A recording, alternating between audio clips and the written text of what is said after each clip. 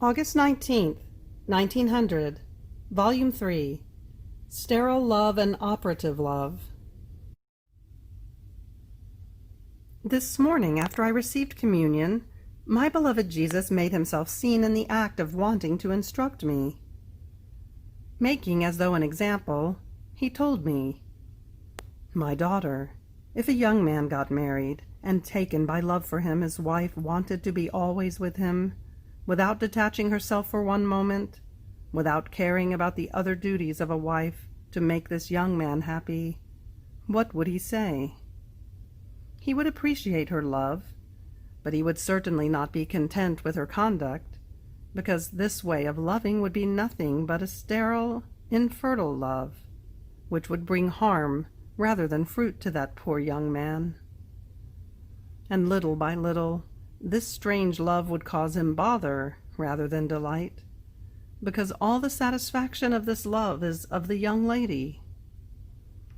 And since a sterile love has no wood with which to nourish the fire, very soon it reduces itself to ashes, because only an operative love is lasting, while other loves fly into the wind like smoke, and then one reaches the point of becoming annoyed, and of not caring about, and maybe even despising that which one loved so much. Such is the conduct of those souls who care only about themselves, that is, about their satisfaction, about fervors, and anything that pleases them, saying that this is love for me, while it is all their satisfaction. In fact, one can see from their deeds that they do not care about my interests and the things that belong to me. And if what satisfies them is missing, they no longer care about me, and they even reach the point of offending me. Ah, daughter, only an operative love is that which distinguishes the true from the false lovers. Everything else is smoke. While he was saying this, I saw some people, and it was as if I wanted to pay attention to them. But Jesus distracted me from this by saying to me, "Do not want to meddle in other people's business.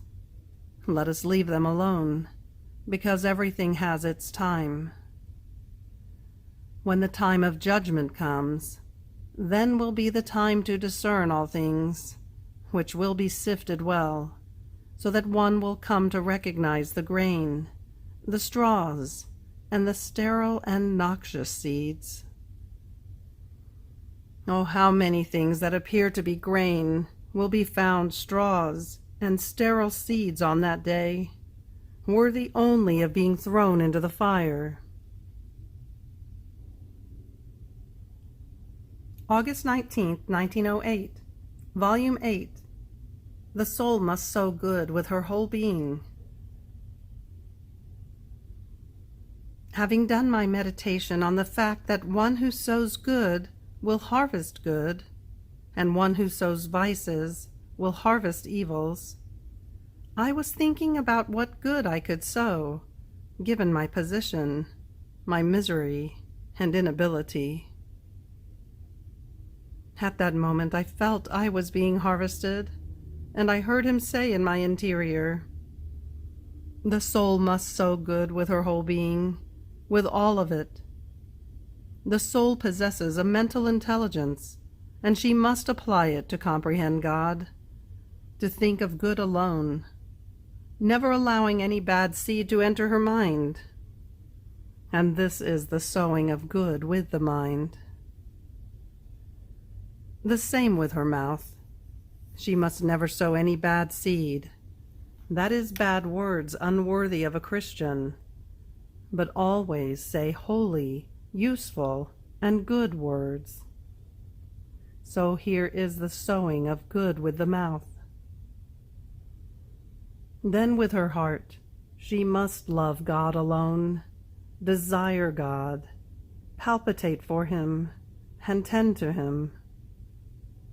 Here is the sowing of good with the heart.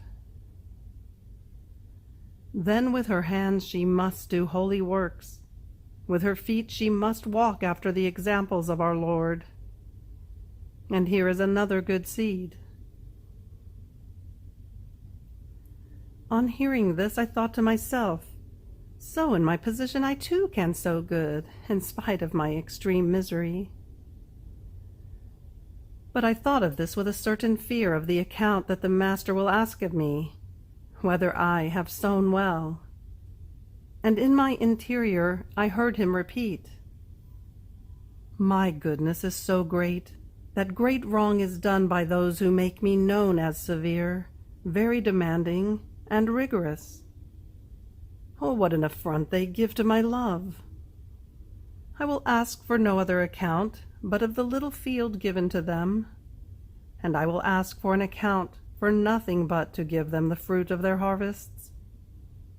I will give it to the intelligence, for the more it has comprehended me in life, the more it will comprehend me in heaven, and the more it will comprehend me, the greater the joy and beatitude with which it will be inundated. To the mouth I will give the harvest of the different divine flavors, and its voice will harmonize above all the other blessed. To the works I will give the harvest of my gifts, and so with all the rest." August 19th, 1910, Volume 9. Jesus pours his bitternesses. Fear that it might be the devil.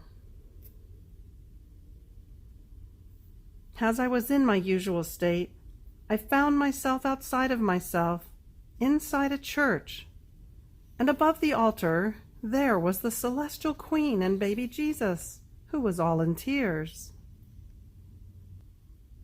The celestial mamma, making a sign with her eyes, made me understand that I should take the baby in my arms and do as much as I could to calm him. I drew near him, and I took him in my arms. I squeezed him to myself, and I said to him, "My pretty little one, what is it? Pour yourself out with me. Isn't love the balm and the alleviation for all your sorrows? Isn't love that which makes one forget everything, that sweetens everything and pacifies any dispute?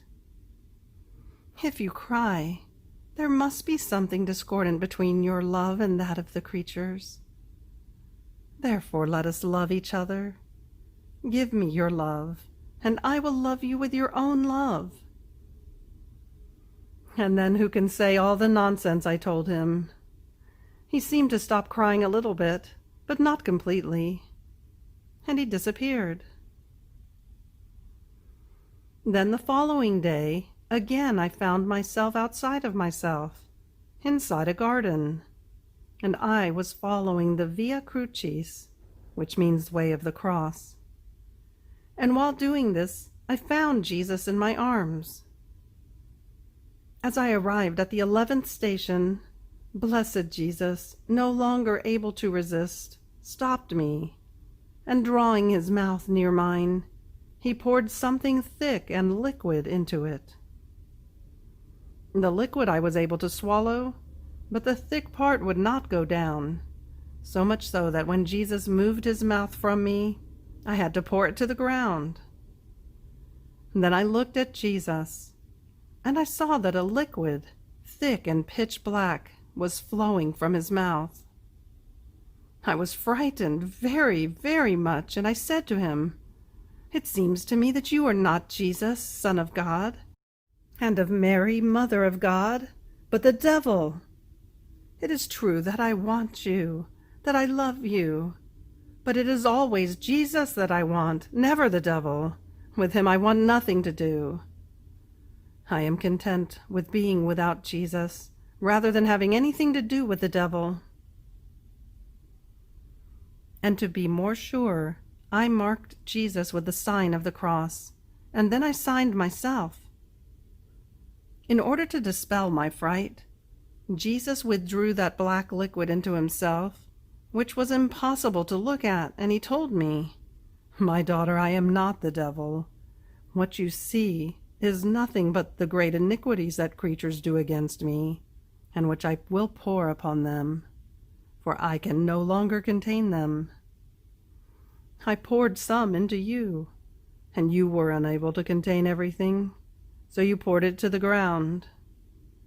I will continue to pour upon them." And as he was saying this, he made me comprehend what chastisements he will make rain from heaven. He will wrap the peoples in mourning, in most bitter and harrowing tears. And because of that little bit which he poured into me, he will spare, if not completely, part of our town. And then he showed a greater mortality of peoples because of epidemics, earthquakes, and other accidents. How many desolations, how many miseries.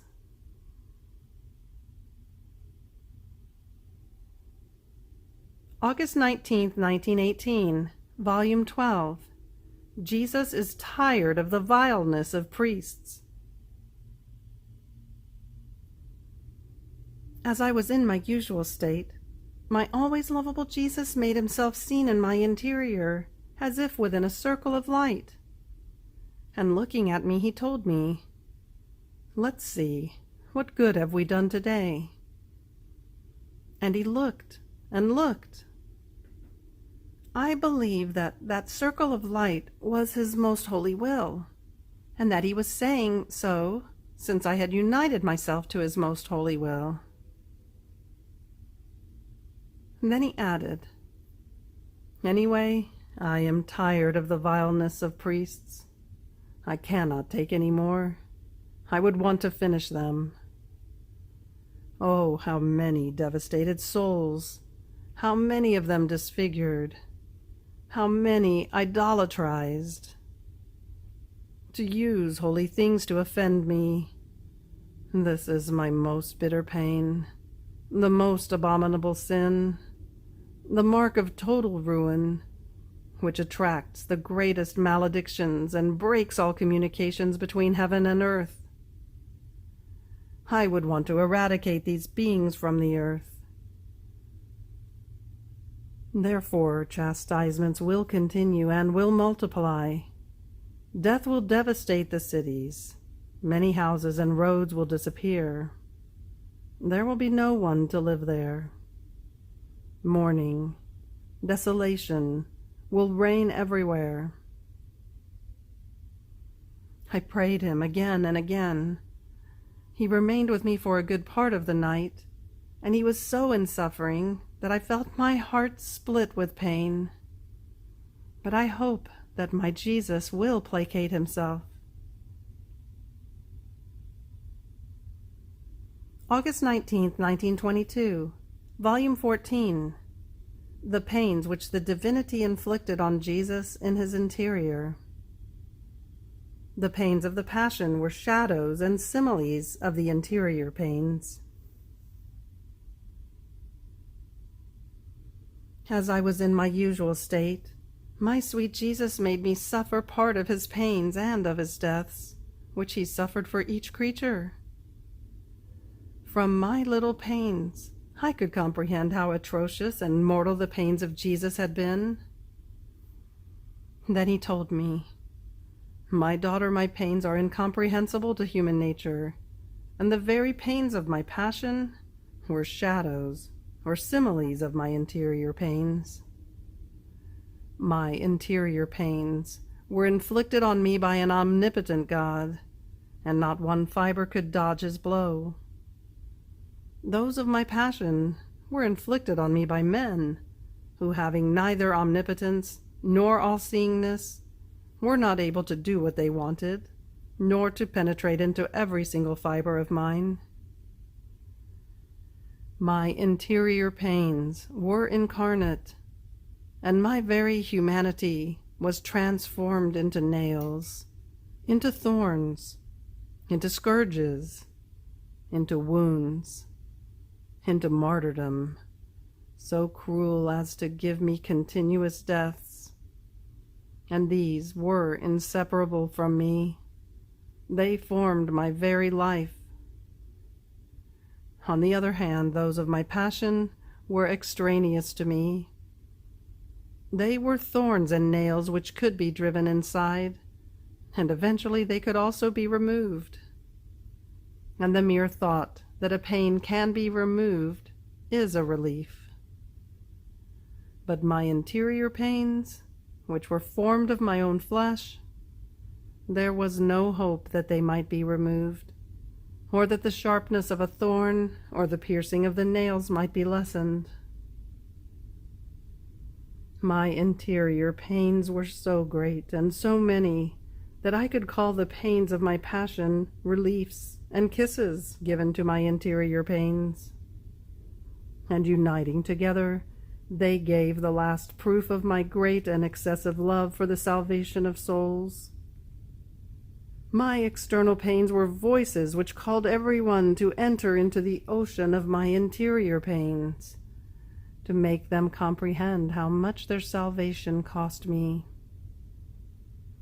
And then from your own interior pains, communicated by me, you can somehow comprehend the continuous intensity of mine.